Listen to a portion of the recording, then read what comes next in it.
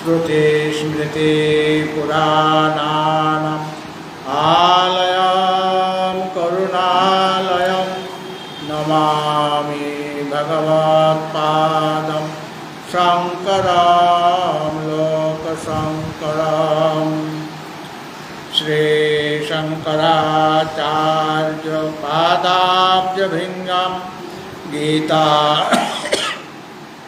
वाक्यामि प्रबोधयन्तं वेदान्तवाक्येषु सदा रमन्तं प्रणौमि श्रीविष्णुपुरीं महान्तं प्रणौमि श्रीविष्णुपुरीं महान्तम्।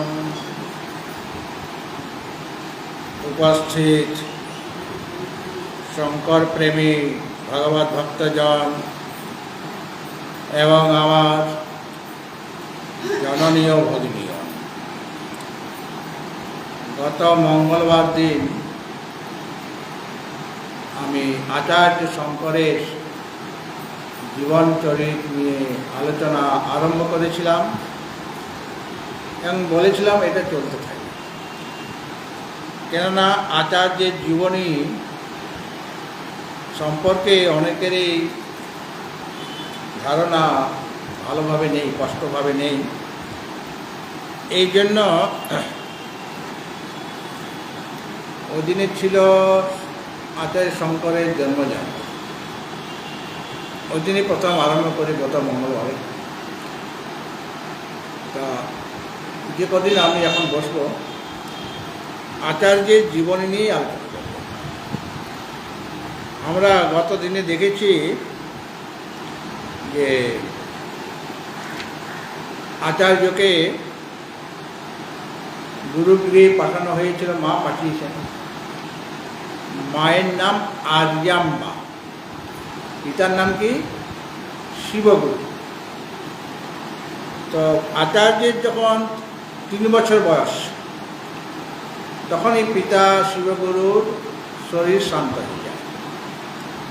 তার খুবই ইচ্ছা ছিল যে 5 বছর বয়সে বালকের উপনয়ন হবে এবং গুরুকুলে পাঠানো হবে বিদ্যা লাভ করার জন্য, কিন্তু পিতার পক্ষে সেটা সম্ভব হয়নি।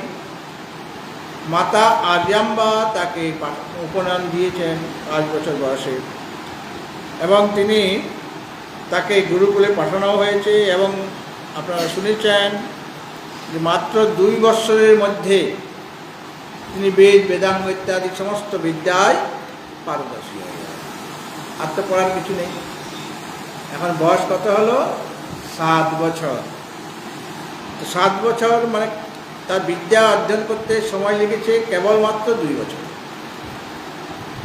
যে বিদ্যা অর্জন করতে কমসে কম 12 বছর সময় লেগে যায়, সেই বিদ্যা তিনি 2 বছরের মধ্যে সম্পূর্ণ করে ফেললেন। এখন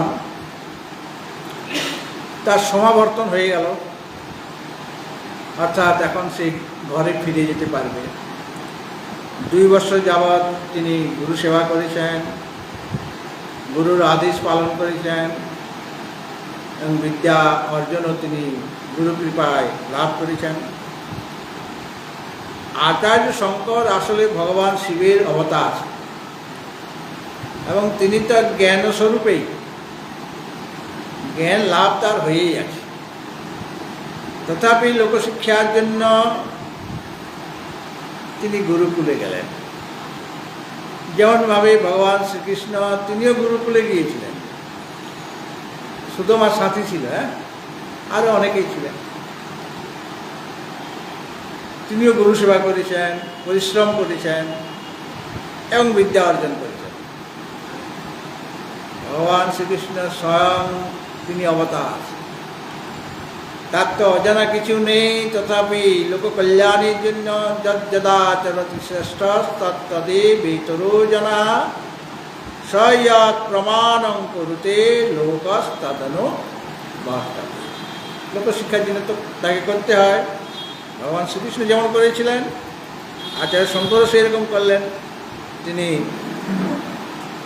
2 বছর যাবৎ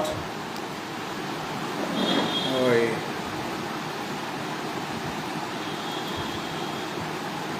2 বছরের মধ্যেই তিনি সব বিদ্যা অর্জন করে নিয়েছেন। এখন তিনি বাড়িতে ফিরে আসবেন। বাড়িতে তার মা আছেন আর জাম্বা দেবী।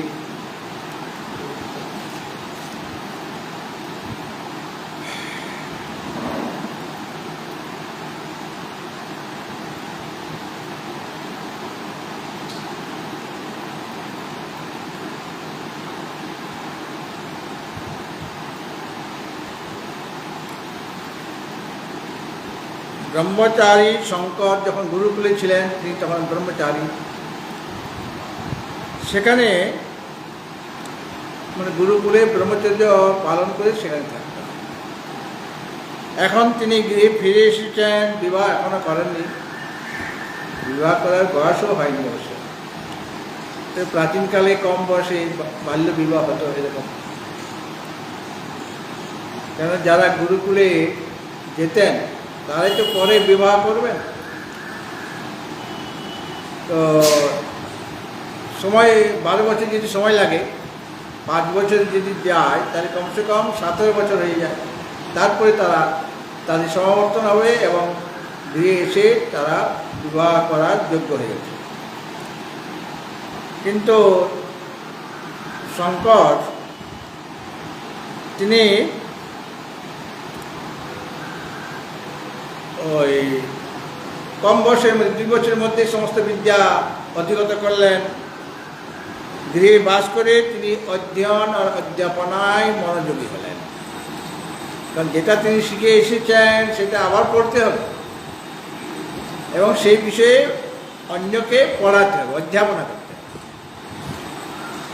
আমি যখন বিদ্যা অর্জন করতাম বিভিন্ন সংস্কৃত পণ্ডিতদের কাছে, একজন পণ্ডিত মশাই বললেন, সার্টিফিকেট এখন পেয়ে গেছি, পড়াশোনা হয়ে গেছে, তুমি যেটা পড়লে এত কষ্ট করে এত পরিশ্রম করে ওটা তুমি পড়াবে। যদি না পড়াও তাহলে সব ভুলে যাবে। যা শিখেছ এত পরিশ্রম করে সব কিন্তু ভুলে যাবে, তোমাকে পড়াতে হবে। অর্থাৎ দুটো জিনিসই করতে হবে, অধ্যয়ন নিজেও অধ্যয়ন করতে হবে, আবার অধ্যাপনাও করতে হবে। আচার্য শঙ্কর সেটাই করছেন, তিনি এখন ব্রহ্মচারী। কিন্তু মাতৃসেবা ছিল তার প্রধান কাজ।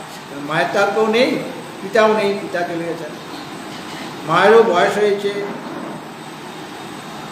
আর তিনি তো পড়ে এসেছেন মাতৃদেব ভব, পিতৃদেব ভব, আচার্য দেব ভব, অতিথি দেব ভব, এটা তিনি পড়েছেন, অর্জন করেছেন। আর অধ্যয়ন না করলেও যারা সুসন্তান তারা মা বাবার সেবা করে। হ্যাঁ, ইনি তো অর্জন করেছেন, তাহলে আরও মায়ের সেবা কাজটাই তার প্রধান কাজ, আরও সেটা বেশিভাবে এসে গেল। আরও তিনি ঘনিষ্ঠভাবে মায়ের সেবা করতে লাগলেন। এইটাই তার সাধনা, মাতৃসেবা, মায়ের সেবা। এখন পিতাকে তো হারিয়েছেন, মায়ের সেবাও করতে হবে, পিতার সেবাও করতে হবে। এখন পিতা নেই, মা রয়েছেন একা, আর কেউ নেই ঘরে। এই যে মাতৃ সেবা করছেন এটা তার একটা সাধনা। তিনি নানাভাবে মায়ের সেবা শুশ্রূষা করতে লাগলেন। মায়ের যাতে করে কোনো প্রকার অসুবিধা না হয়, মা যাতে আনন্দে থাকতে পারেন, কারণ তিনি স্বামী হারা, তাকে সেরকম সন্তানের কাজ হচ্ছে তাকে আনন্দ প্রদান করা, সেটা তিনি করতেন। বালক শঙ্কর তিনি তার মধ্যে অগাধ পাণ্ডিত্য, কারণ তিনি স্বয়ং জ্ঞানস্বরূপ। আর বিদ্যা অর্জন করেছেন গুরুকুলে গিয়ে। তিনি তার যে পাণ্ডিত্য, তার যে অসাধারণ অধ্যাপনা, পড়ানো একটা আর্ট। পড়লে আমার পড়াশোনা আছে, কিন্তু আমি যখন পড়াতে যাব তখন ভালো করে পড়াতে নাও পারি। আমি জানি জিনিসটা বুঝি ভালোভাবে, কিন্তু পড়াতে গেলে একটা টেকনিক লাগে, যাতে করে এমনভাবে বলা হবে যাতে করে অতি সহজে তারা বুঝে যায়। সেই শৈলীটা আচার্য শঙ্করের ছিল। সুতরাং অসাধারণ তার অধ্যাপনার যে খ্যাতি, তার যে পাণ্ডিত্য এবং অধ্যাপনা করার যে পদ্ধতি, সেটা তার সেই খ্যাতিটা অল্প দিনের মধ্যেই প্রচারিত হয়ে গেল। কেননা যিনি অধ্যাপক তার বয়স কম, সে এখনও শিশু, 7 বছর বয়স মাত্র, 7 বছর পার হয়েছে, 7+ হয়েছে।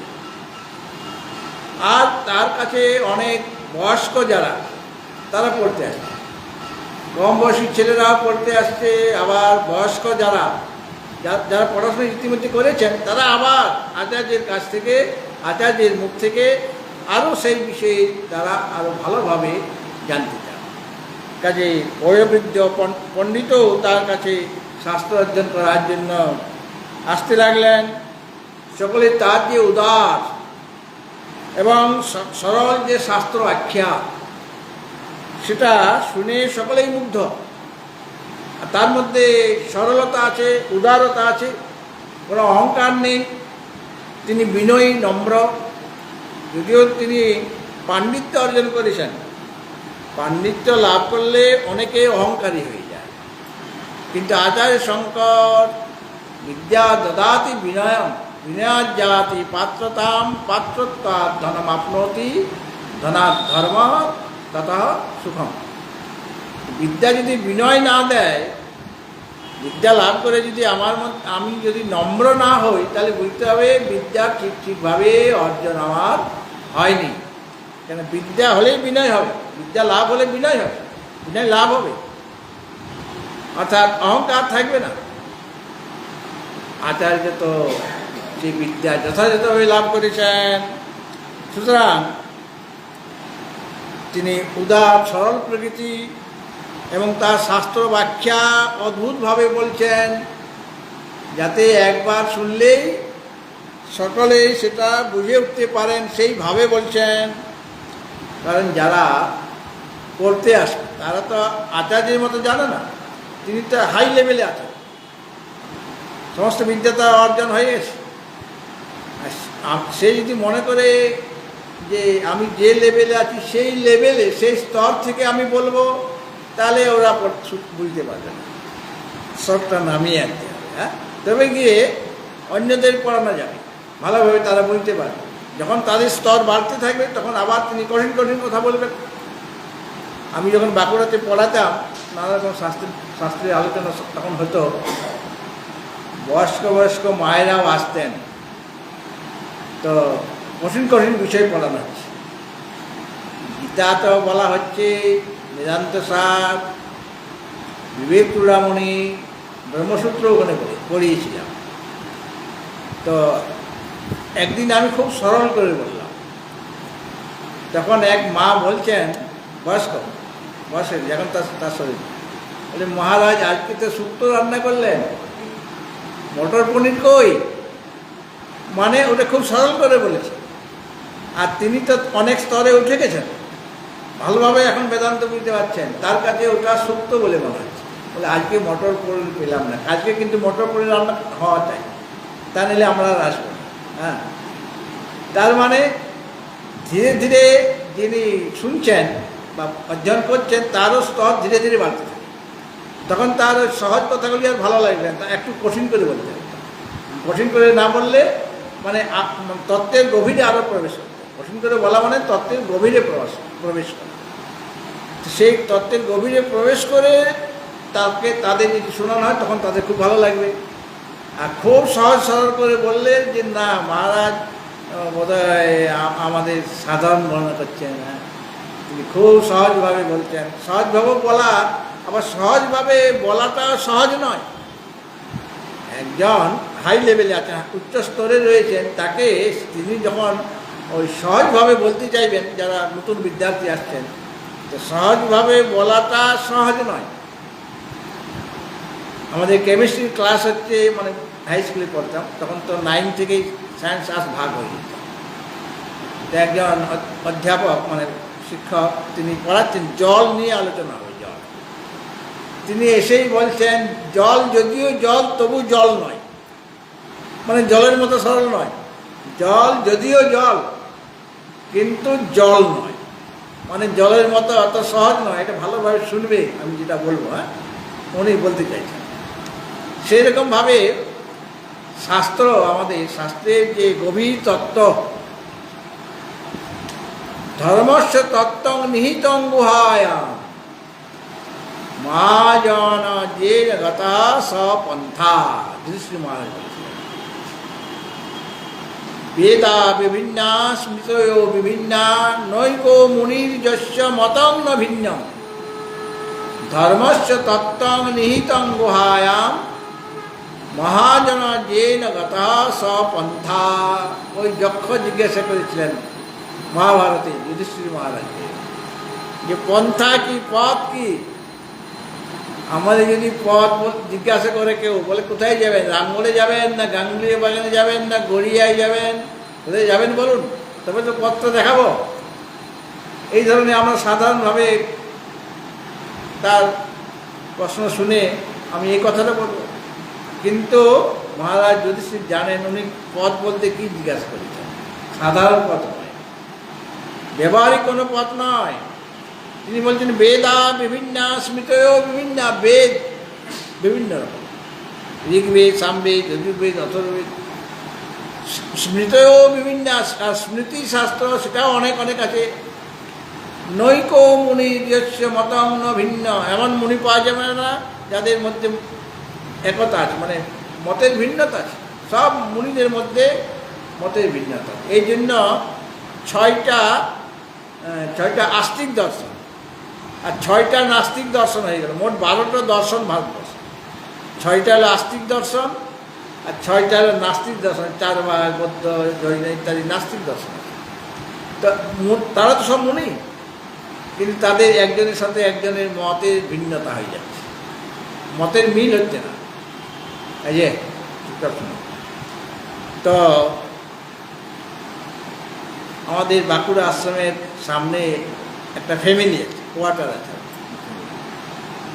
সে যখন, যিনি মহিলা মা যিনি, সে যখন রেগে যায় তখন তিনি বলেন নানা মুনির নানা মত, কোনটা আমি করবো? হ্যাঁ, নানা মুনির নানা মত। স্বামী বলছে এটা করো, ছেলে বলছে এরকম খাবো, আর মেয়েটা বলছে না এরকম খাবো, তো কোনটা আমি রান্না করবো? নানা মুনির নানা মত। তা আমাদের আগেই বলা হয়েছে, যুধিষ্ঠির মহারাজ বলে দিয়েছে নানা মুনির নানা মত, নৈক মুনির যস্য মতং ন ভিন্ন ধর্মস্য তত্ত্বং নিহিতং গুহায়াম। ধর্মের যে প্রকৃত স্বরূপ সেটা গুহার মধ্যে নিহিত আছে। গুহায় প্রবেশ না করলে গুহাতে কি আছে সেটা তো জানা যাবে না। সুতরাং এত সহজে ধর্ম কী সেটা বোঝা যায় না। কাজেই আমাদের পথটা কী হবে? মহাজন যেন গত স্বপন্থা। মহাজন মহাপুরুষ যে পথে গমন করেছেন সেটাই পথ, সেইভাবে তোমার আচার আচরণ হওয়া দরকার। সেই পথটায় মানে আধ্যাত্মিক পথে সেইভাবে এগোতে হবে, বা ব্যবহারিক যে আচার আচরণ, আধ্যাত্মিক আচার আচরণ, ব্যবহারিক চিন্তাধারা, আধ্যাত্মিক চিন্তাধারা সেই অনুসারে করতে হবে। কেননা তুমি অত সহজে তোমার কী করণীয় সেটা তুমি বুঝতে পারবে না। এই জন্য মহাপুরুষকে তুমি অনুসরণ করবে, তারা কি করেছেন, এই বিপদে পড়লে তারা কি করেছেন, বা এই সম্পদ পেয়ে গেলে তারা কি করেছেন, তারা কি অহংকার তাদের মধ্যে দেখা গিয়েছিল, এইগুলো দেখতে হবে। সেই অনুসারে তুমি চলবে। আর আমরাও আমাদের চেয়ে যারা বড়, যাকে আমরা সম্মান শ্রদ্ধা করি, তাকে আমরা ফলো করি। শিষ্যরা যেমন গুরুদেবকে ফলো করেন, কারণ তারা জানেন আধ্যাত্মিক জগতে আমার গুরু শ্রেষ্ঠ, কাজে তিনি যেটা করছেন, যেভাবে উপদেশ দিচ্ছেন সেটাই তিনি অনুসরণ করেন, সেইভাবে তিনি সাধনা করেন। তো আচার্য শঙ্কর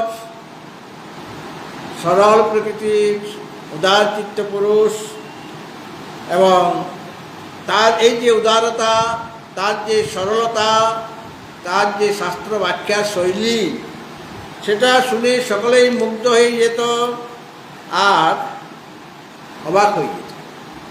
এইটুকু বাচ্চা ছেলে, মোটে 7 বছর বয়স, কত গভীর গভীর তত্ত্ব বলছে, এবং খুব সহজ সরলভাবে বলছেন। 7 বছরের বালকের এমন যে অসাধারণ পাণ্ডিত্য, বয়স তো খুবই কম, 7 বছর, সেই পাণ্ডিত্য, তার যে প্রতিভা, প্রকৃতপক্ষে দৈব শক্তির দ্যোতক, তার মধ্যে একটা দৈব শক্তি আছে। তিনি কোনো সাধারণ মনুষ্য নন, কেননা তিনি ভগবান শঙ্করের অবতার। শঙ্কর শঙ্কর সাক্ষাৎ ব্যাসো নারায়ণ স্বয়ং তয়োর বিবাদে সঞ্জাতে কিঙ্করা কিং করিষ্যতি। এবার আচার্য শঙ্করের সাথে ব্যাসদেবের শাস্ত্রার্থ হচ্ছে। ব্যাসদেব কিন্তু ছদ্মবেশে এসেছেন, বৃদ্ধ ব্রাহ্মণের বেশে এসেছেন, আর তার সামনে আচার্য শঙ্করের শিষ্যরা রয়েছে, আর শাস্ত্রার্থ হচ্ছে। ব্যাসদেব তো ব্রহ্মসূত্র রচনা করেছেন, তাই না? আর তার ভাষ্য রচনা করেছেন কে? শঙ্কর, আচার্য শঙ্কর। ব্রহ্মসূত্রের ভাষ্য রচনা করেছে শঙ্কর।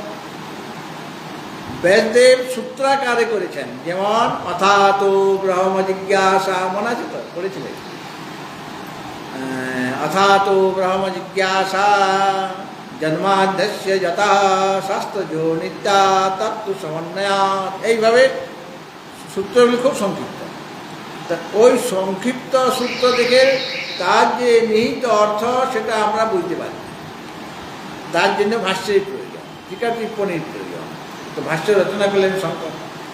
আর ব্যাসদেব অনেক সূত্র রচনা করেছেন, 4টে অধ্যায়, প্রত্যেক অধ্যায়ের 4টে করে পাদ, মানে 16টা পাদ হয়ে গেল, 4 × 16।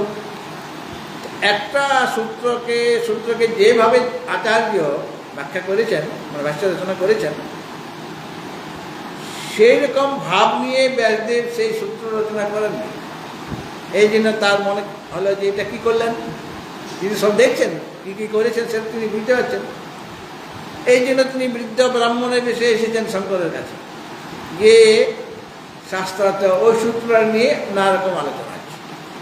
দুজনের মধ্যে কেউ হারে না, জিতে না, সকলে সমান। একজন শঙ্কর হলেন হর, আর ব্যাসদেব হলেন ব্যাস নারায়ণ স্বয়ং, তিনি হরি।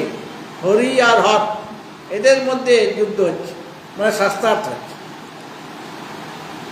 তো কেউ আর জিততে পারছে না, চলছে শাস্ত্র।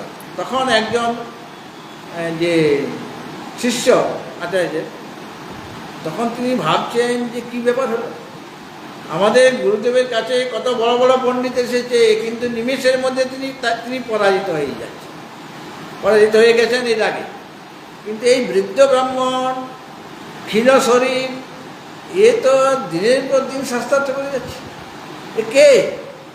তখন তিনি ধ্যানস্থ হয়ে গেলেন। সেই শিষ্য ধ্যানস্থ হয়ে তিনি দেখতে পাচ্ছেন যে আমাদের গুরুদেব যে শঙ্কর, তিনি সাক্ষাৎ শঙ্কর মহাদেব, তিনি হর। আর এই যে বৃদ্ধ ব্রাহ্মণ, ইনি ব্যাস নারায়ণ স্বয়ং, ইনি নারায়ণ এবং ব্যাসদেব ইনি হরি। তয়োর বিবাদে সংজাতে, তারা দুজনে বিবাদ করছে, মানে বিবাদ মানে এখানে শাস্ত্রার্থ করছে। এটা হলো মানে শাস্ত্রীয় বিবাদ, শাস্ত্রীয় যুদ্ধ। এটা একটা যুদ্ধ, একজন আরেকজনকে পরাজিত করতে চায়, এই জন্য যুদ্ধটা। একজন জয়লাভ করতে চান, আরেকজনকে পরাজিত করতে চান। তো তয়োর বিবাদের সংজাতে, তাদের দুজনের মধ্যে যখন বিবাদ হচ্ছে, ঝগড়া হচ্ছে, মানে শাস্ত্র নিয়ে, তখন তয়োর বিবাদে সংজাতে কিঙ্কর মানে সেবক, আমরা তো সেবক, কিং করেছে তাদের ঝগড়ার মধ্যে আমরা কী করবো, আমাদের কিছু করা। হ্যাঁ, কারণ হরি আর হরের মধ্যে শাস্ত্রার্থ। স্বামী স্ত্রীর মধ্যে যদি ঝগড়া লাগে, কোনো সময় রাত্রি 12টায় ঝগড়া লাগছে, আর আপনি যদি সেখানে প্রবেশ করেন, মানে তাদের ঝগড়া থামাতে যান, ওই স্বামীও আপনাকে মারবে, স্ত্রীও আপনাকে মারবে, দুজনেই। বলে আরে আমরা ঝগড়া করছি, আমাদের ফ্ল্যাট, আমরা এখানে ঝগড়া করছি, তোমার কি হয়েছে, তুমি যাও, না অপমান করে বিদায় করে দেবে। হ্যাঁ, কেন তাদের স্বামী স্ত্রী ঝগড়ার মধ্যে যেতে নেই, কারণ তাদের ঝগড়াটা কী ঝগড়া সেটা তুমি বাইরে থেকেই বুঝবে। হ্যাঁ, ঝগড়াটা অনেক সময় প্রেমের ঝগড়া হয়, সত্যিকারের রাগারাগি তাদের হচ্ছে না। আবার পরের দিন সকালে উঠে একদম কান মিলাবে, কী রান্না হবে সব বলবে। ঠিক সেরকমভাবে হরিহরের মধ্যে যুদ্ধ হচ্ছে, মানে ঝগড়া লেগেছে। কাজে এখানে আমাদের কিছু করার নেই, আমরা মাঝখানে কিছু বলতে গেলে মার খেয়ে যাব। তারপরে আচার্য শঙ্কর জিজ্ঞাসা করছেন যে আপনি কে আসলে বলুন, আপনার পরিচয় দিন, আপনি সাধারণ এই বৃদ্ধ ব্রাহ্মণ নন, আপনি কে? তখন তিনি তার পরিচয় দিলেন যে আমি স্বয়ং ব্যাসদেব। ব্যাসদেব, ওর তখন তো কলিযুগ, আচার্য শঙ্কর তো কলিযুগে এসছেন, আর ব্যাসদেব হলেন দাপর যুগের লোক। কিন্তু ব্যাসদেব চিরজীবী, তিনি কলিযুগ বর্তমানেও তিনি রয়েছেন। ব্যাসদেবের শরীর চলে যায়নি, তিনি আছেন এখন। হনুমান আছেন, 6 জন চিরজীবী আছেন। তো আচার্য শঙ্কর বলছেন যে আপনি এরকমভাবে আমার সাথে শাস্ত্রার্থ কেন করলেন এই ছদ্মবেশে? বলে শুনো, ওই যে তুমি সূত্রের ভাষ্য রচনা করেছো, আমি তো ওইভাবে বলতে চাইনি, আমার মতবাদটা এইরকম ছিল, আর তুমি অন্যরকমভাবে লিখলে। বলে আপনি কোনো চিন্তা করবেন না, আপনার যে মতবাদ, আপনার মতবাদটা এই শাস্ত্র করে আমি বুঝতে পেরেছি, আপনার মতবাদটা আমি প্রথমে লিখব, তারপরে তার দ্বিতীয় বর্ণ, এটা বর্ণ ভাব, প্রথম বর্ণকে আপনার মতবাদ রচনা করব, তারপর দ্বিতীয় বর্ণকে আসল যে মতবাদ, আমার যে মতবাদ সেটা আমি লিখব। হ্যাঁ, এটা তো সেটাই করেছেন। সুতরাং এমন তার প্রতিভা, মানে ব্যাসদেব পর্যন্ত তার কাছে পাচ্ছেন না, কিন্তু তিনি তো হরি, কাজে পরাজিত কেউ হচ্ছে না, পরাজিত কোনো হয়নি কেউ। কিন্তু আচার্য শঙ্কর বললেন আপনি কি পরিচয় দেন? তখন তিনি বললেন আমি জানি। এই ব্যাসদেবেই তাকে 16 বছর আয়ু দিয়েছিলেন। হ্যাঁ, 16 বছর পরে যখন তার সম্পূর্ণ কাজ হয়ে গেছে, বলে আমি এখন যাব, কারণ তিনি তো অল্প আয়ু ছিলেন, সেটা শুনবেন ধীরে ধীরে।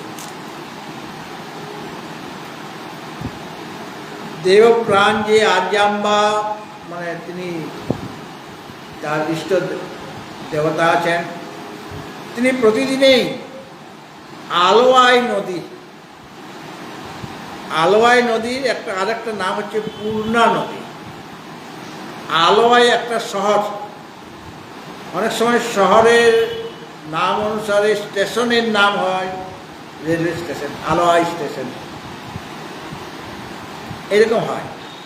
তো যেহেতু শহরটা আলোয়াই, সে আলোয়াই শহরের কাছে নদীটা, এই জন্য ওই যদিও ওটার প্রকৃত নাম পূর্ণা, কিন্তু আলোয়াই বলে তার নাম হয়ে গেছে। আলোয়াই নদী মানে আলোয়াই শহরের কাছে এই নদীটা আছে। যে পুরুলিয়া থেকে যে ট্রেনটা আসছে সেটা হয়ে গেল পুরুলিয়া এক্সপ্রেস, তাই না? পুরুলিয়া থেকে আসছে, আবার যখন এখান থেকে পুরুলিয়া যাবে, পুরুলিয়া এক্সপ্রেস হয়ে যাবে। তো এরকম শহরের নাম অনুসারে ট্রেনের নামও অনেক সময় হয়ে যায়। যাই হোক, তো ওই আর্যাম্বা দেবী মানে আচার্যের যে মা, তিনি প্রতিদিনেই আলোয়াই নদীতে স্নান করতে যান। আর তাদের গ্রামের নামটা শুনেছেন কালাদি, কেরল প্রদেশে কালাদি একটা গ্রাম। সেই স্নান করতে যান এবং পথে কুলদেবতা যে কেশব, সে কেশবের মন্দিরে তিনি পূজা অর্চনা করেন স্নান টান করে ফিরার পথে। এবং আলোয়াই ওই অঞ্চলের পবিত্র একটা নদী, যেমন গঙ্গা আমাদের পবিত্র নদী, সেরকম ওই অঞ্চলের পবিত্র নদী হচ্ছে আলোয়াই। আর শঙ্করের বাড়ি থেকে যদিও নদী অনেকটা দূরে, কিন্তু মা সেখানেই যাবে।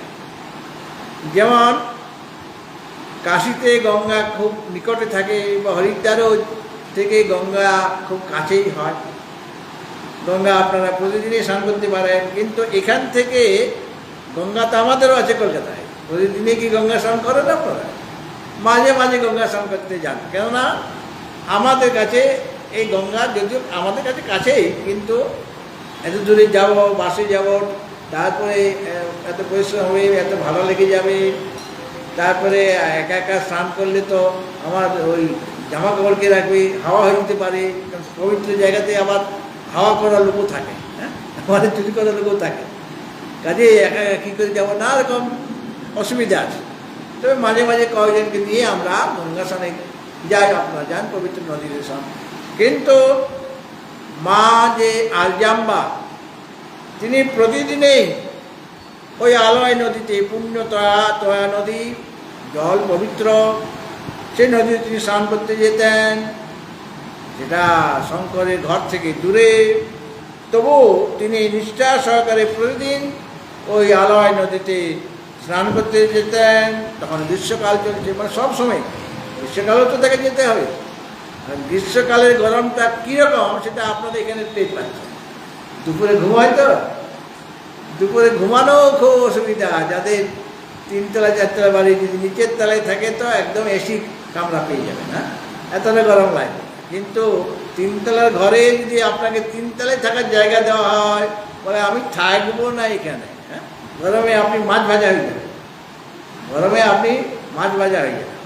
সুতরাং তখন তো এত ভোগ্য সামগ্রী ছিল না, আর ঘরও তখনকার দিনে ঘরগুলো এমনভাবে তৈরি করা হয়তো মনে হতো যেন এসি ঘর। আগের যে খড়ের ছাউনি, খড় মানে খড় জানেন তো, ধানের যে খড়, আর মাটির ঘর, ঘরটা মাটি দিয়ে তো, আমাদের গ্রামে ছিল মাটির ঘর আর খড়ের ছাউনি, সেটা গ্রীষ্মকালে ঠান্ডা, শীতকালে গরম, মানে এমনিতে এসি হয়ে যাচ্ছে। আর বর্তমানে কি করছে, সেই যে এসি ঘরটা আমার, যাতে কোনো কারেন্ট পড়তো না, কারেন্ট খরচ হতো না, সেটাকে যখন সে ভেঙে পাকা করলো, তারপরে তার থাকতে অসুবিধা হয়ে যাচ্ছে। আগে তো খুব আনন্দে গ্রীষ্মকালে ঘুমিয়েছে, শীতকালে ঘুমিয়েছে, এখন গ্রীষ্মকালেও থাকতে পারছে না, আর শীতকালেও বেজায় ঠান্ডা, থাকা যাচ্ছে না, এসি ছাড়া থাকা যাবে না, এসি ঘরও তো। তো বিশেষ আরজান বা তিনি সব কালেই যাচ্ছেন, গ্রীষ্মকালেও তিনি যাচ্ছেন, গরমের দিনেও তিনি নিষ্ঠা সহকারে তিনি যাচ্ছেন প্রতিদিনেই। একদিন তিনি স্নান করতে গিয়েছেন প্রতিদিনের মতো, আর গরম খুব বেশি, তিনি গিয়েছেন, কিন্তু তার ফিরতে দেরি হচ্ছে। অন্যদিন তাড়াতাড়ি ফিরে আসেন, ওই কুলদেবতা যে কেশবের মন্দিরে পূজা দিয়ে তিনি ফিরেন প্রতিদিনে, কিন্তু আজকে তার দেরি হচ্ছে ফিরতে। বালক শঙ্কর সে তো মায়ের জন্য চিন্তা করছে, তার বয়স হয়েছে, আবার খুব গরম পড়েছে, মায়ের কী হলো, এত তো দেরি হয় না। তিনি উদ্বিগ্ন হয়ে গিয়েছেন। আচার্য শঙ্কর তিনি মায়ের সন্ধানে বেরিয়ে পড়লেন সেই নদীর দিকে, হ্যাঁ, কারণ তিনি তো আলয় নদীতেই যাবেন স্নান করতে, আর ওই পথেই ফিরবেন। তার যাওয়ার আসার পথটা তার জানা আছে, ফিরার পথে কেশব মন্দিরে পূজা অর্চনা করবেন, জানা আছে তিনি কোথায় কখন যান, কখন মন্দিরে যান, এটা তার জানা আছে মোটামুটি। তো তিনি ওই নদীর দিকে এগিয়ে যাচ্ছেন, এগিয়ে যেতে দেখেন রাস্তার মধ্যে অজ্ঞান মূর্ছিত হয়ে তিনি পড়ে আছেন, মা মূর্ছিত হয়ে পড়ে আছেন পথের মধ্যে। শঙ্কর ব্যাকুল প্রাণে কাঁদতে কাঁদতে মায়ের সেবা করতে লাগে। ওই জল, মুখে জল ছিটাতে হয়, বাতাস করতে হবে, তো সেবা শুরু করতে লাগলেন। জল টল মুখে ছিটিয়ে দেওয়া হলো, বাতাস করা হলো, মায়ের মাথাকে নিজের কোলে নিয়ে নিয়েছেন, মায়ের সেবা করতে হবে। তো মায়ের যখন সংজ্ঞা ফিরে এলো, তার যখন জ্ঞান এসে গেল, তখন তাকে হাত ধরে ধীরে ধীরে তিনি বাড়িতে নিয়ে আসেন, হ্যাঁ। আর মাতৃভক্ত যে শঙ্কর, তার মনের মধ্যে অবর্ণনীয় একটা কষ্ট হচ্ছে। মাকে তো নিষেধ করলে তো মা আমার কথা শুনবে না, কারণ তার একটা স্বভাব, প্রতিদিনেই বা অভ্যাসটাই স্বভাবে পরিণত হয়ে গেছে। যে কাজটা আমি প্রতিদিন করি সেটা আমার স্বভাব হয়ে গেছে, সেটা না করলে আমার মন বসে না। তো মাকে যদি নিষেধ করা হয় যে তুমি আর যাবে না তো দূরে, এখানে স্নান করে নেবে, কাছে তোমাকে জল তুলে এনে দেবো আমি, সে তো শুনবে না। আচার্য শঙ্কর জানেন, কিন্তু মা এইভাবে গেলে তার তো কষ্ট হবে, হঠাৎ করে কোথায় কি হয়ে যাবে কোনো ঠিক নেই। তিনি শ্রী ভগবানের কাছে কাঁদতে কাঁদতে প্রার্থনা করলেন, হে প্রভু, তুমি তো সর্বশক্তিমান, তোমার ইচ্ছাতে সব কিছু হওয়া সম্ভব, তুমি যা মনে করবে সেটাই তুমি করতে পারবে। মায়ের এই যে কষ্ট, সেটা আমি সহ্য করতে পারছি না, কৃপা করে ওই আলোয় নদীকে আমাদের বাড়ির পাশ দিয়ে প্রবাহিত, যাতে করে মাকে দূরে যেতে না। মা তো আলোয় নদী স্নান করবেই, বাধা দিলেও করবে, তাই কষ্ট হলেও করবে।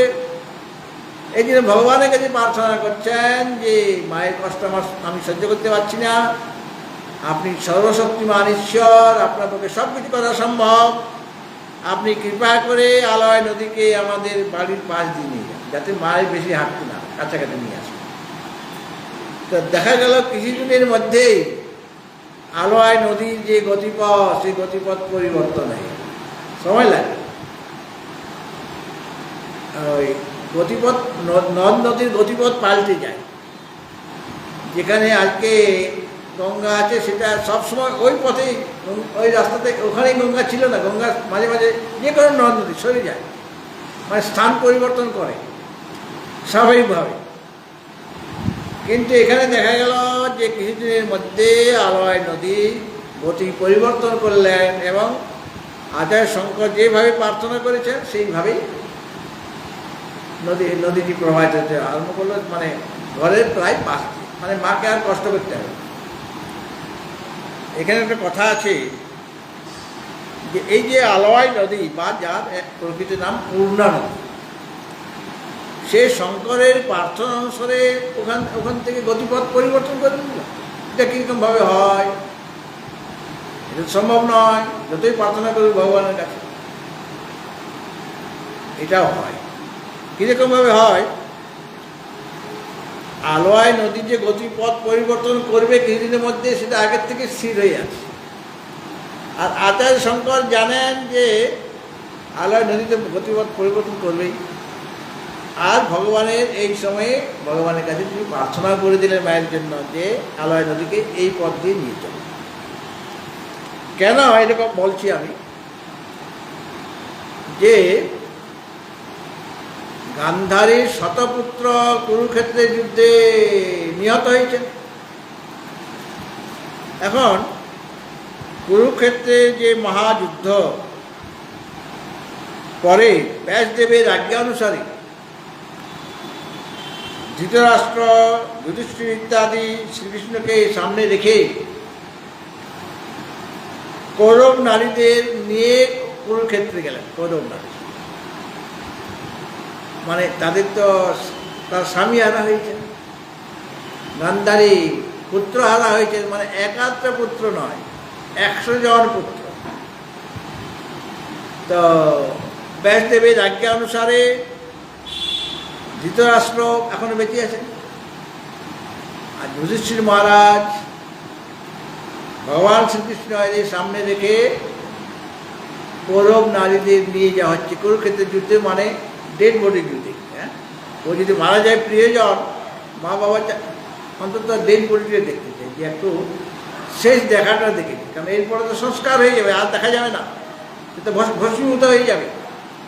কাজে ওই ডেড বডিটা দেখারও ইচ্ছে থাকে যারা প্রিয় ব্যক্তি, তার খুব প্রিয়, তারা ওই মৃত শরীরটা একবার শেষ দেখা দেখতে চায়। সে শেষ দেখাবার জন্যই নারীদের নিয়ে কুরুক্ষেত্রে এসেছেন। আর রুদ্রের ক্রীড়াভূমি এই যে কুরুক্ষেত্র, সেখানে গিয়ে ওই নারীগণ যারা গিয়েছিলেন তারা উচ্চ কণ্ঠে কান্নাকাটি করতে আরম্ভ করলেন। আর পুত্রদের সকলকে হারিয়ে গান্ধারী, তিনিও শোকে পাগল প্রায় হয়ে গিয়েছেন। তিনি তো জানতেন যে এরা অধর্ম, যত ধর্মস্থ তত জয়, এটা তিনি জানতেন। দুর্যোধন তার কাছ থেকে আশীর্বাদ নিতে গিয়েছিলেন, কিন্তু গান্ধারী বলেন না যে যুদ্ধে জয়লাভ করো, জয়ী ভব, এই কথা বলেন না। তিনি কি বলেছিলেন? যত ধর্মস্থ তত জয়, যে পক্ষে ধর্ম সেই পক্ষেই জয় হবে। তাকে ওইভাবে আশীর্বাদ দেন নাই। তুমি যদি ধর্মপথ এখনো ধর্মপথে এসে যাও, তাহলে তোমার জয় হবে।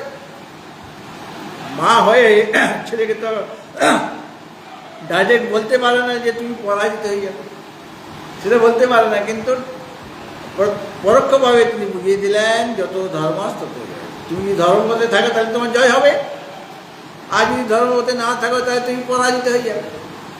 এটা ইনডাইরেক্ট ওয়েতে তিনি বুঝিয়ে দিয়েছিলেন। আর গান্ধারী জানে এরা ধর্মপথে কোনোদিনই আসবে না, তার ছেলেদের তিনি ভালোভাবে তাদের চরিত্র জানতেন। সুতরাং সে তো জানে 100 জন পুত্র মারা গেছে এবং মারা যাবে, সেটাও তিনি জানতেন, যুদ্ধের আগের থেকেই জানতেন। কিন্তু যখন সাক্ষাৎভাবে সেই মৃত শরীর তিনি দেখছেন ছেলেদের, নিজের পুত্রদের, তখন উন্মাদিনী হয়ে গেলেন এবং তিনি শ্রীকৃষ্ণকে বলছেন, প্রধান্বিত হয়ে গান্ধারী রেগে গিয়েছেন। তিনি শ্রীকৃষ্ণকে বলছেন, কঠোর কণ্ঠে বললেন, হে মধুসূদন, তুমি ইচ্ছা করলে এই মহাযুদ্ধ নিবারণ করতে পারতে, কিন্তু করো নাই। তুমি যদি ইচ্ছা করতে তাহলে এই মহাযুদ্ধ হতো না, কেন তুমি তোমার মধ্যে সেরকম শক্তি আছে, তুমি যুদ্ধটা ভয়ঙ্কর যুদ্ধ নিবারণ করতে পারতে, সেটা তুমি করো নাই। এর ফল তোমাকে ভোগ করতে হবে। আমি তোমাকে অভিসম্পাত করছি, অভিশাপ দিচ্ছি। আজ থেকে 36 বছর পরে ওই সময় তোমার যাদবকুল তোমার সামনে ধ্বংস হয়ে যাবে। আমার বংশ যেমন ধ্বংস হয়ে গেল, তোমার যাদবকুল ধ্বংস হয়ে যাবে, এবং তুমি হবে সেই জ্ঞাতিবোধের কারণ। এইভাবে অভিশাপ দিলেন। তখন ভগবান শ্রীকৃষ্ণ তার অভিশাপ দিয়েছেন গান্ধারী মা।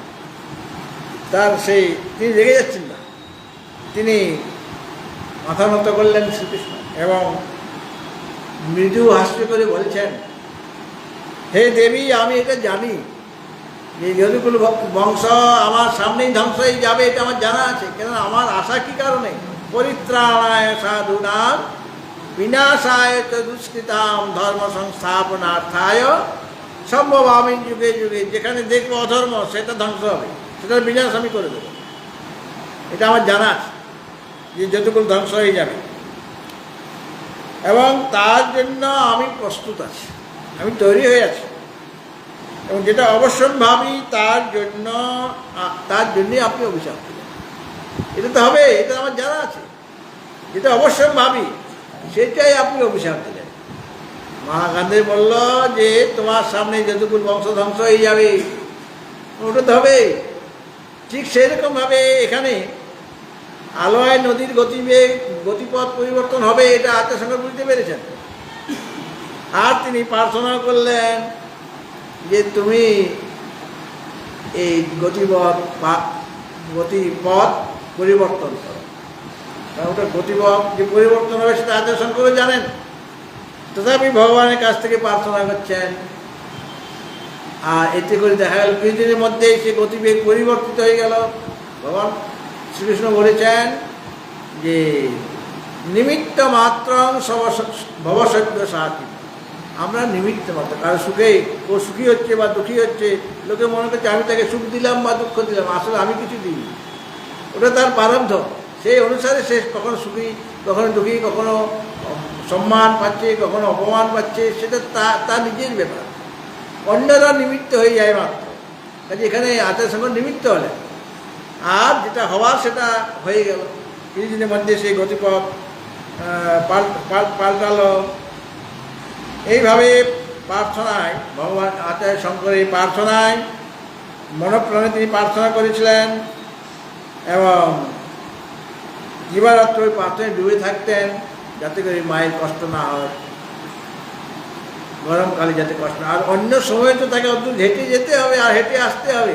শীতকালেও তো কষ্ট, শীতকালে আরও কষ্ট। দূরে গিয়ে যাওয়া, তো স্নান করে ফিরে আসা কষ্ট হবে না? গ্রীষ্মকালে যেমন কষ্ট, শীতকালে কষ্ট, বর্ষাকালে তখন ভিজে যাবে। বর্ষাকালে তিনি যেতেন কাছে হলে বেশিক্ষণ ভিজতে হবে, বর্ষাকালে বেশিক্ষণ ভিজতে হবে না, বা শীতকালে বেশিক্ষণ ঠান্ডা ভোগ করতে হবে না, সাথে সাথে ঘরে এসে যাবে। আমরা দেখছি যে ভগবান শঙ্কর কতখানি মাতৃভক্ত, এটাই দেখানো হচ্ছে। ভগবান শঙ্কর তার বয়স এখন খুব কম, তথাপি তিনি মায়ের সেবা করে যাচ্ছেন, এবং মায়ের কোনো কষ্ট হলে সেটা তারই কষ্ট বলে তিনি মনে করেন। এবং দেবী জ্ঞানে তিনি মায়ের সেবা করতেন। মাতৃদেব ভব, মানে মাতাকে দেবী জ্ঞানে তার সেবা করেন। তিনি দেবী, আমার কাছে তিনি দেবী। সেইভাবে সব সন্তানের মাতার সেবা করা দরকার। পিতৃদেব ভব, ঠিক সেরকমভাবে দেবতা জ্ঞানে পিতার সেবা করো। সাধারণ ব্যক্তি নন আমার কাছে, আমাদের যে গুরুদেব, মানে নিজে যে গুরুদেব, তাকে আমরা কি বলি? আমার গুরু হলেন জগৎগুরু, বলি কি না? গুরুগীতায় লেখা, প্রত্যেকের গুরু হচ্ছে তার কাছে, সেই শিষ্যের কাছে তিনি জগৎগুরু, তিনি সব জানেন। ছেলেই ঝগড়া হয়েছে, দুটো বাচ্চা ছেলের মধ্যে ঝগড়া হয়েছে। ঝগড়া হওয়ার পর একজন হেরে যাচ্ছে, সে বলছে দাঁড়া, মাকে বলে দেবো। মাকে বলে কি হবে? বলে মা এসে যা করবে না, তার কাছে মা হলে সর্বশক্তিমতী, সে সব ছিন্ন ভিন্ন করে দিতে পারে। প্রত্যেক ছেলের কাছে মার কাছে অনেক ক্ষমতা আছে। আর যদি জিজ্ঞেস করে তোদের ঘরে কীরকম রান্না হলো, বলে আমাদের ঘরে যে রান্না, মায়ের যে রান্না, অনেক অনেক ভাত আমি খেয়ে নিই, সাধারণ সাধারণ তরকারি, কত সুন্দর টেস্ট। তোর মা রান্নাই জানে না, আর কিছু নেই। হ্যাঁ, তোর মা রান্না জানে না, রান্না আমার মা রান্না। ও বলছে না, আমার মা রান্না। কেননা বাচ্চা বয়সে সব মাতৃভক্ত হয়ে আছে, কেন মাই তাকে সব দেখাশোনা করতে থাকে। যত বড় হতে থাকবে সাধারণ বাচ্চা, তত মায়ের কাছ থেকে দূরে সরে যাবে। যতদিন মাকে আশ্রয় করে আছে, তখন মায়ের সুখে সুখী, মায়ের দুঃখে দুঃখী, মায়ের কাছেই শুয়ে থাকবে। আর যদি সে তার কোনো কষ্ট হয়, মায়ের কাছেই যাবে। সে যদি অন্য ছেলের কাছে অপমানিত হয়ে যায়, তখন লুকাবে কোথায়? মায়ের আঁচলে। এখন তো মায়ের আঁচল আর পাওয়া যাচ্ছে না, মা শাড়ি পরছে না, মানে সালার কামিজ হয়ে গেছে, মায়ের আঁচল নাই, কাজে ছেলেদের কোথায় লুকাবে? ওড়না দিয়ে যদি করে ঢেকে ঢেকে রাখে। যাই হোক, শঙ্কর বয়সে বালক, কিন্তু তিনি বিরাট অগাধ পাণ্ডিত্য তার মধ্যে রয়েছে, সব শাস্ত্র তার জানা আছে।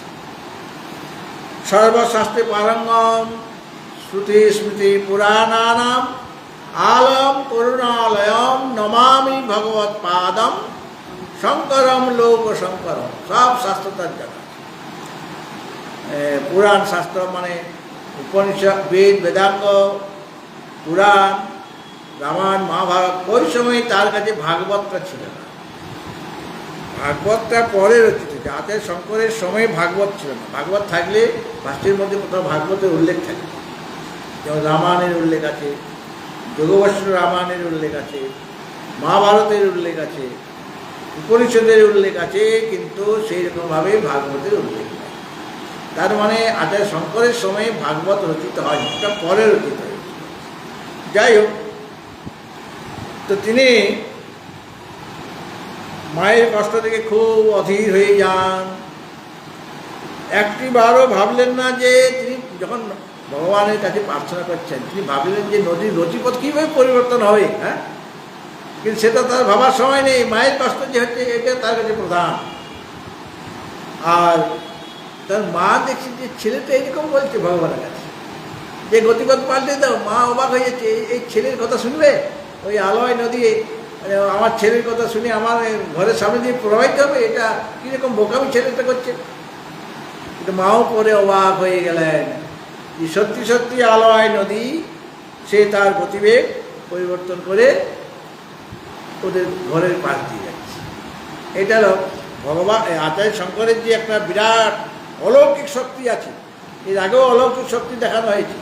যখন তিনি গুরুকুলে ছিলেন, সেই সময় যে ভিক্ষা করতে গিয়েছেন এক দম্পতির কাছে, বৃদ্ধা ব্রাহ্মণী, তিনি কিছু দিতে পারছেন না, গরিব অত্যন্ত, কয়েকটা আমলকি দিয়েছিলেন। তখন আচার্য ব্রহ্মচারী শঙ্কর বুঝতে পারলেন যে এটা খুব দরিদ্র। তখন তার দারিদ্র যাতে না থাকে, তিনি মা লক্ষ্মীর কাছে প্রার্থনা করেন। আর সেটা শুনে ওরা শীঘ্রই ধীরে ধীরে ধনী হয়ে গেল, তাদের কোনো অভাব রইল না। এটা তার অলৌকিক ক্ষমতা। আর এখানে একটা তার অলৌকিক যে ক্ষমতা, সেটা প্রকাশ পাচ্ছে। মানে যিনি আমাদের পথ দেখাবেন, সমস্ত বিশ্বকে যিনি পথ দেখাবেন, তার মধ্যে যে বিরাট দৈবী শক্তি রয়েছে, সেটা দেখা যাচ্ছে। আচার্য শঙ্করের মধ্যে সেই দৈবী শক্তিটা ছিল। করুণাময় শ্রী ভগবান, তিনি বধির নন, বালক, তার প্রার্থনা তিনি শুনছেন। যেমনভাবে জানা যায় যে গোপালের সেবা একজন তার পিতা করতেন। একদিন পিতার কোনো একটা কাজ হয়েছে, বাইরে যেতে হবে। তখন তার সন্তান, ছোট্ট বালক সন্তানকে বলল যে তুমি এই গোপালের সেবা করবে। তো গোপালকে প্রতিদিন 1 গ্লাস দুধ দেওয়া হয়। তো ওখানে দুধ দেওয়া হয়েছে। তিনি গোপালের পূজা করেছেন, দুধের ভোগ দেবেন, মানে গোপালকে খাওয়াবে। ওই গ্লাসটা নিয়ে গোপালের মুখে নিয়ে যে গোপাল খা, গোপাল খা, গোপাল খাও, বাবা বলে গেছে খা খা, প্রতিদিন তুমি খাও, আজকে খেয়ে নাও। আর সে কি খাবে? সে খাচ্ছে না, বলে খাচ্ছে না তুমি। সে কান্নাকাটি করতে আরম্ভ করে দিয়েছে, তুমি খাচ্ছ না, তাহলে কি আমার কিছু গোলমাল হলো? তার কান্না থেকে গোপাল বলছে দাও দাও খাচ্ছি। খাচ্ছি বলে ঢকঢক করে সব খেয়ে নিত, সব দুধটা খেয়ে নিল। বলে এরে এরে কী করলে কী করলে, একটুখানি রাখো, আমি কি খাবো? এরকম বালকদের মন আছে। যাই হোক, তো আচার্য তার মধ্যে বিরাট এক অলৌকিক শক্তি এবং ভগবানের তার যে প্রার্থনা সর্বশক্তিমান যে ঈশ্বর তিনি শুনেছেন এবং শীঘ্রই সেই গতিবেগ পরিবর্তিত হয়ে গেল। এটা ভক্তের মহিমা। ভক্ত মানে ভক্তের জন্য ভগবান কী না করতে পারেন। আমরা মহাভারতে দেখেছি যে ভগবান শ্রীকৃষ্ণ বললেন যে এই যে কুরুক্ষেত্রের যুদ্ধ, তোমাদের পাণ্ডবপক্ষে আমি যাবো ঠিকই, তোমরা আমাকে চেয়েছো, অর্জুন তো ভগবানকে চেয়েছেন, কিন্তু আমি যুদ্ধে অস্ত্র ধারণ করবো না। আর সেই সময় তারই ভক্ত পিতামহ ভীষ্ম, তিনি শুনেছেন যে কৃষ্ণ বলেছে কথা যে যুদ্ধে অস্ত্র ধারণ করবো না। তখন তিনিও প্রতিজ্ঞা করলেন যে আমি তোমাকে এই কুরুক্ষেত্রের যুদ্ধে অস্ত্র ধারণ করাবো। ভগবান বলেছেন যুদ্ধে অস্ত্র ধারণ করবো না, ভক্ত কি বলছেন তোমাকে যুদ্ধে অস্ত্র ধারণ করাবো। তা আমরা কি দেখতে পাই যে ভগবানকে যুদ্ধে অস্ত্র ধারণ করতে অর্জুনের রথের চাকা খুলে নিয়ে তিনি পিতামহ ভীষ্মের দিকে এগিয়ে যাচ্ছেন তাকে মারা যায়। কারণ অর্জুন পিতামহের সাথে যুদ্ধ করবে না, কারণ তার গুরুদেব, তার আচার্য, তার দাদু, তাকে তার সাথে কীভাবে যুদ্ধ করবো, মানে সামনে দেখছে দাদুকে, কাজে তার মনটা বিগলিত হয়ে যাচ্ছে অর্জুনের। সেটা দেখে বলে তুমি যুদ্ধ করবে না, ঠিক আছে আমি দেখছি। ভগবান রথ থেকে নেমে রথের চাকা খুলে নিয়ে ওইটাকে সুদর্শন চক্র করে নিতেন, রথের চাকাটাই সুদর্শন চক্র, সেইটা নিয়ে ছুটে যাচ্ছেন। আর অর্জুনের রথ থেকে নামলেন, নেমে ভগবানের পা জড়িয়ে ধরলেন, বলে আপনি রথটা লাগিয়ে এই চাকাটা লাগিয়ে দেন, আমি যুদ্ধ করবো, আপনাকে যুদ্ধ করতে হবে না, আপনি অস্ত্র রেখে দেন। আর অনেক ওই স্ক্রু ইত্যাদি লাগে, তো চাকাটা খুলে নিয়েছি, বলে আপনি খুলেছেন, আপনি লাগান, আমি তো লাগাতে পারবো না, আপনি ড্রাইভার আমার সারথি, এই ওগুলো সব লাগিয়ে দেন, আমি যুদ্ধ করার জন্য প্রস্তুত। তো ভক্তের সম্মান রক্ষা করার জন্য ভগবান শ্রীকৃষ্ণ যুদ্ধে অস্ত্র ধারণ করলেন, মানে নিজের প্রতিজ্ঞার কথা তিনি ভুলে গেলেন, প্রতিজ্ঞার কথা ভুলে গেলেন। তার প্রতিজ্ঞাটা মিথ্যা হয়ে যাবে, মিথ্যা হোক, কিন্তু ভক্তের প্রতিজ্ঞা যেন সত্য হয়। তো এখানে ভগবান আর ভক্তের মহিমা। ভক্ত চাইছে গতিবেগ পরিবর্তিত হয়ে যাক, মায়ের কষ্ট হচ্ছে, আর ভগবান দেখলেন ভক্ত যখন চেয়েছে তখন সেটাই করতে হবে। ভক্ত আমার চেয়েছে, সে তো শিবভক্ত, কাজেই গতিবেগ তিনিও পরিবর্তন করে দিলেন। ভগবত ভক্তজন শঙ্করের এই যে একটা ঈশ্বরীয় শক্তি, ভগবান শ্রীকৃষ্ণ গীতার মধ্যে কি বলেছেন, জন্ম কর্ম চমে দিব্যম এবং যো ব্যক্তি তত্ত্বতা ত্যক্ত্বা দেহং পুনর্জন্ম নৈতি মামেতি চ। আমার জন্ম দিব্য, আমার কর্ম দিব্য, এ কথা বলেছেন। এটা যে জানে জন্ম কর্ম চমে দিব্যম এবং যো ব্যক্তি তত্ত্বতা ত্যক্ত্বা দেহং পুনর্জন্ম নৈতি মামেতি চ, এই শরীর ত্যাগ হয়ে শরীর চলে গেলে আর তাকে জন্মগ্রহণ করতে হবে না, মানে মুক্ত হয়ে যাবে। কিন্তু ভগবানের দিব্য জন্মের কথা সে যথাযথভাবে অনুভব করতে পারে, তত্ত্বত দিব্য কর্মের কথা যদি তত্ত্বত অনুভব করে, তাহলে তিনি তার মুক্তি হয়ে যাবে, সংসার থেকে তার উদ্ধার হয়ে যাবে। তো ভগবান এই আচার্য শঙ্কর, তার এইরকম দৈবী শক্তি আছে। কি দৈবী শক্তি, মানে তাকে একটা বিরাট কাজ করতে হবে, সমাজ সংস্কার, ধর্ম সংস্কার, এটা হলো সাধুগণের রক্ষা, পরিত্রাণে সাধুনাম, পথটা সঠিক পথ দেখানো, সব ওই সময় সব বিপদেই চলে যাচ্ছিল। বৌদ্ধদের প্রচার প্রসার বেশি হয়ে যাচ্ছিল, তান্ত্রিকদের বেশি প্রচার হয়ে যাচ্ছিল, কাপালিকদের বেশি প্রচার হয়ে যাচ্ছিল, যেটা বিনাশের কারণ।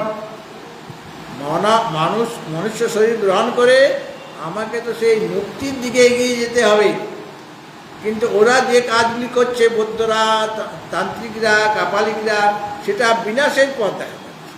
মানে ভালো রাস্তা তারা দেখাচ্ছে না। আচার্য শঙ্কর কী করবেন? সেই প্রকৃত রাস্তা দেখাবেন। মহাজন জিন কথা সব পন্থা, সেই রাস্তাটা তিনি দেখাবেন। মানে কোন পথে তোমাকে যেতে হবে, কীভাবে ধর্ম আচরণ করতে হবে, ভগবানের স্তব শুধু কীভাবে করতে হবে, দার্শনিক তত্ত্ব কীভাবে বুঝতে হবে, দার্শনিক তত্ত্বটা আসলে কী, আসলে তুমি কে? তুমি সাধারণ মানুষ নও, চিদানন্দ রূপ শিবোহম শিবোহম, তুমি চিদানন্দ স্বরূপ। এইটা সাধককে তিনি বলবেন।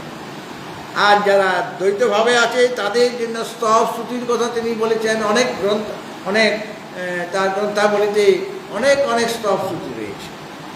সুতরাং তার যে এই যে ঐশ্বরিক একটা শক্তি, এটা প্রচারিত হয়ে যাচ্ছে। সেখানে রাজ্যটা তো কেরল রাজ্য। কেরল রাজ্যের যে রাজা রাজশেখর, তিনি অবাক হয়ে গেলেন। এই ছোট্ট বালক, তার মধ্যে এরকম শক্তি তার কাছে, তার কানেও গেছে যে গতিপথ পাল্টে গেছে আলয় নদী। এবং এই বাচ্চা ছেলেটা পড়াচ্ছে বড় বড় সব ছাত্রদের, বয়স্ক ছাত্রদের পড়াচ্ছে, এবং খুব সুন্দরভাবে পড়াচ্ছে। অগাধ তার পাণ্ডিত্য এবং বুঝাবার ক্ষমতা, খুব সুন্দর শৈলী। এটা শুনে রাজশেখর, কেরলের রাজা রাজশেখর অবাক হয়ে গেছে। আর রাজা নিজেও মানে শাস্ত্রজ্ঞ ছিলেন, শাস্ত্র ভালোবাসতেন, শাস্ত্রপ্রেমী। আগের দিনে রাজারাও মানে কেবলমাত্র প্রজা পালন করবো, প্রজাদের কষ্ট দেবো তা নয়। প্রজাগণকে, যেমন ভগবান রাম প্রজাগণকে নিজের সন্তানের মতো দেখতেন। তাদের যেন কষ্ট না হয়, আমার কষ্ট হয় হোক, কিন্তু প্রজাগণের যেন কষ্ট না হয়। এই রাজশেখরও সেই রকম ছিলেন। তিনি রাজা, তারও প্রজা আছে, কিন্তু নিজের সন্তানের মতোই দেখতেন। আর তিনি শাস্ত্র অধ্যয়ন করতেন, শাস্ত্র ভালোবাসতেন। তিনিও পণ্ডিত ছিলেন, পণ্ডিত ব্যক্তি। শুধু তাই নয়, তিনি ছিলেন বিশেষ ভক্তিমান, তিনি ভক্তিযুক্ত ছিলেন। এবং শাস্ত্র এবং পাণ্ডিত্যের তিনি বিশেষ সম্মান দিতেন। যারা যে বিষয়টা ভালোবাসে, রাজা রাজশেখর সে শাস্ত্রপ্রেমী, শাস্ত্র ভালোবাসে। আর কেউ যদি শাস্ত্র পড়াচ্ছেন, শাস্ত্রের বিষয়ে তার পাণ্ডিত্য আছে, তার প্রতি তার মনটা চলে যায়। কি বলছেন উনি, আমাকে শুনতে হবে। এক একজন তো একরকম কথা বলেন, তিনি কীরকম কথা বলেন, কীভাবে পড়ান, আমাকে জানতে হবে। এই সমস্ত কথা শুনে রাজার প্রাণে ওই বালককে দেখার জন্য একটা বিশেষ আগ্রহ উৎপন্ন হয়ে যাবে। তাকে দেখতে হবে। সে তো রাজা, সে তো যেখানে সেখানে যায় না, কিন্তু বালককে দেখা তার খুব ইচ্ছা হয়ে গেল। সে বালককে ডেকে পাঠালাম, তুমি আমার কাছে আসো। রাজা অহংকারী হলে তুমি আমার কাছে আসো, দেখি তুমি কীরকম পড়লি, আমি তোমার পরীক্ষা নেব, তোমার মধ্যে সত্যিকারী পাণ্ডিত্য আছে কিনা, যদি অহংকারী কোনো রাজা আছে। কিন্তু রাজশেখর সেটা করলেন না, তিনি নিজে আসছেন। তিনি ওই তাকে দেখবার বিশেষ ইচ্ছা হলো। তিনি হস্তিস্ব প্রধান আমার থেকে প্রথমে মন্ত্রীকে পাঠিয়েছেন বালকের কাছে। তিনি শঙ্করকে রাজপ্রাসাদে আসবার জন্য বলছেন যে রাজশেখরে আপনাকে দর্শন করার খুব ইচ্ছা হয়েছে, কাজে আপনি চলুন, আপনাকে নিতে এসেছি, রাজপ্রাসাদে চলুন। মানে পরীক্ষা করছেন, ওখান থেকে পরীক্ষা করছেন রাজশেখর। রাজপ্রাসাদে আসবার জন্য নিমন্ত্রণ করলেন। আর মন্ত্রীর অতি বিনীতভাবে রাজার ইচ্ছা জ্ঞাপন করলেন যে রাজা তোমাকে দেখতে চায়। আর শঙ্কর কি বললেন, হে মন্ত্রী, ভিক্ষায় যাদের জীবিকা, আমরা কারো প্রসন্নতা চাই না, কারো কাছ থেকে আমরা চাই না। ওরা বলেছিলেন যে তার কাছ থেকে উপহার পাবে। মন্ত্রী বলেছিলেন যে ওখানে রাজপ্রাসাদে গেলে রাজা তোমাকে অনেক কিছু দেবেন, উপহার পাবেন। এটা শুনে বলছেন ভিক্ষায় যাদের জীবিকা, আর এই সন্ন্যাসীদের বলা হয় ভিক্ষু, এরা ভিক্ষা করেই মানে নিজের জীবিকা নির্বাহ করে। ব্যাংক ব্যালেন্সও থাকে না আগেকার দিন, এখন তো সব সহজে ব্যাংক ব্যালেন্স আছে। হ্যাঁ, আশ্রমে থাকে। হ্যাঁ, তখন আশ্রমে গাছের নিচে, ওইটাই তার ঘর, ওইটাই তার আশ্রম। পরে তিনি 4 জায়গাতে 4টে আশ্রম বানিয়েছিলেন। তিনি বুঝতে পেরেছিলেন সবাই তো আর গাছের নিচে থাকবে না। আমি যেখানে গেছিলাম ওই গতকাল রামরাজের তলায়, শোনা যায় গঙ্গাসাগর একবার এসেছিলেন তিনি, এসে ওই রামরাজের তলায় একটা গাছের নিচে তিনি বিশ্রাম করেছিলেন, তার শিষ্য তিনি বিশ্রাম করেছিলেন। সেইটার প্রভাব রয়ে গেছে রামরাজের তলায়। এই কারণে একজন মহাত্মা সন্ন্যাসী 1913 সালে ওই মঠটা প্রতিষ্ঠা করেন, শঙ্কর মঠ প্রতিষ্ঠা করেন। মানে শঙ্করের পদধূলি পড়েছে ওই জায়গায়। যাই হোক, আচার্য শঙ্কর বলছেন যে ভিক্ষাই আমাদের জীবিকা, আর বস্ত্র মৃগচর্মই আমাদের পরিধেয় বস্ত্র। তারা হাতি নিয়ে কি করবে? তুমি বলছো ওখানে গেলে হাতি ঘোড়া সব পাওয়া যাবে, অনেক টাকা পয়সা পাওয়া যাবে। আর হাতি ঘোড়া নিয়ে আমরা কি করব? টাকা পয়সা নিয়ে কি করব? বা জমি জায়গা দিয়ে কি করবো? আমাদের দরকার নেই। আমরা আমাদের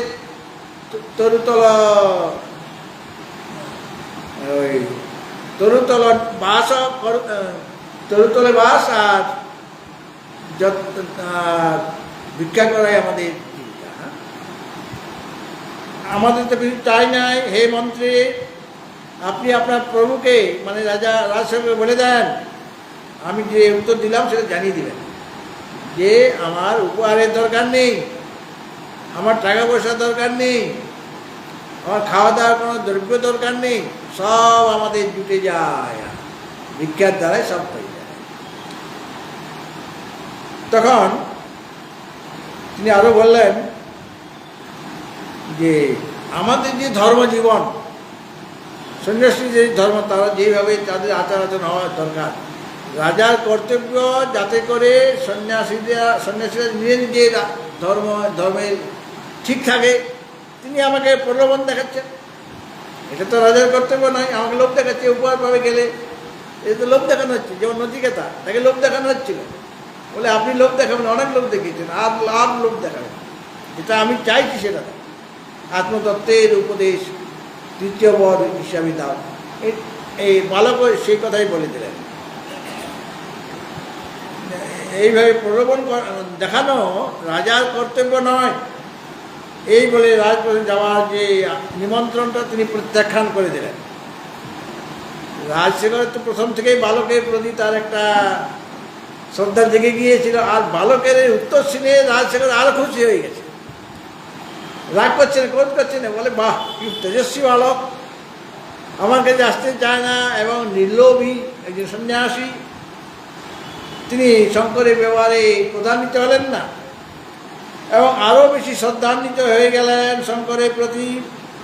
তিনি মন্ত্রীবর্গ পরিবেষ্টিত হয়ে পরে তিনি স্বয়ং শঙ্করের দর্শনে একদিন উপস্থিত হলেন। রাজা তার তো প্রোটোকল আছে, একাতে যান না, মন্ত্রী ইত্যাদি নিয়ে তিনি গিয়েছেন।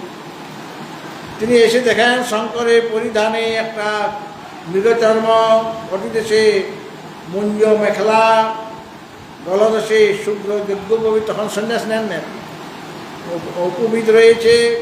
আর তার চারপাশে ব্রাহ্মণগণ, যারা পড়াশোনা করার জিনিস মানে ছাত্র, ব্রাহ্মণ, বৃদ্ধ, কম বয়সী ছেলে, বয়স্ক, সব সেখানে বসে আছে এবং তার কাছ থেকে শাস্ত্র অধ্যয়ন করছে। শঙ্কর রাজাকে দেখে তার কাছে এসে গেছে, তিনি যান না, কিন্তু রাজা এসে গেছেন। তিনি তাকে যথোচিত সম্মান প্রদর্শন করলেন, অভ্যর্থনা করলেন। যদিও বয়সে বালক শঙ্করের ব্যবহারটা একদম বৃদ্ধদের মতো, প্রবীণের মতো। হ্যাঁ, ব্যবহারটা ঠিক আছে, বালক হলেও রাজা এসেছেন, তার সম্মান, রাজা হিসেবে তাকে সম্মান করা দরকার, সেইভাবে সম্মান করলেন, সেইভাবে অভ্যর্থনা করলেন, বসার জায়গা দিলেন। ভগবত ভক্তজন, আমরা ধীরে ধীরে এইভাবে আচার্য শঙ্করের জীবনী নিয়ে আলোচনা করব, ভালো লাগবে এবং স্বাস্থ্যের কথাও এখানে এসে যাবে জীবনে আলোচনা করতে গিয়ে। এবং আগামী রবিবার শুক্র আর শনি দুদিন, শুনো না একটা গান করো,